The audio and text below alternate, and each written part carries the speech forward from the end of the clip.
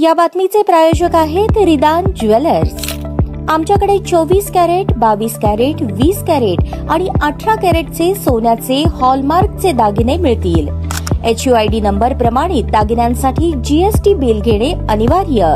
100% resale guarantee. इतकेच नव्हे तर प्रत्येक 10 ग्रॅम सोने खरेदीवर 10 ग्रॅम चांदीचे नाणे 20 जुलै 2024 पर्यंत अगदी मोफत।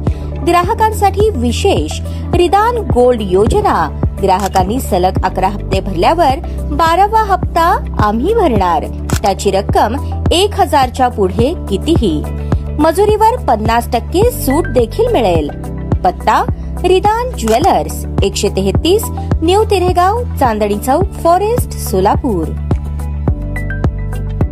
सोलापूर ग्रामीण पोलीस दलात कार्यरत असलेले पोलीस हवालदार इक्बाल शेख यांनी आस्थाकायत पोलीस दलात उल्लेखनीय कामगिरी करून आपल्या कामाचा ठसा देशभरात उमटवलेला आहे। याच कामाची दखल विदेश मंत्रालयाने घेतली असून त्यांची ministry of external affairs Delhi येथील विशेष प्रशिक्षणासाठी निवड झाली आहे आणि काही कालावधीचे प्रशिक्षण पूर्ण करून ते विदेशात सेवा बजावणार आहेत। या कामगिरीने सोलापूर ग्रामीण पोलीस दलाचा गौरव त्यांनी वाढवला आहे। परराष्ट्र मंत्रालयात निवड झालेले सोलापूर ग्रामीण जिल्ह्यातून ते पहिलेच पोलीस अंमलदार ठरले आहेत। सन 2003 मध्ये इक्बाल शेख पोलीस दलात रुजू झाले। संगणकीय आणि इतर तांत्रिक ज्ञानाच्या अनुभवामुळे त्यांना स्थानिक गुन्हे शाखा तसेच CCTNS विभागात विविध महत्वाच्या कामांकरता नियुक्त करण्यात आले। CCTNS विभाग येथे कर्तव्यावर असताना इक्बाल शेख यांनी CCTNS प्रणालीमध्ये सोलापूर ग्रामीण जिल्ह्यात राज्यात अग्रस्थानीच ठेवून वैयक्तिक पदके आणि राज्यस्तरीय फिरते चषक मिळवून दिले। तसेच अनेक कौशल्य स्पर्धांमध्ये सहभाग घेऊन परिक्षेत्रीय, राज्यस्तरीय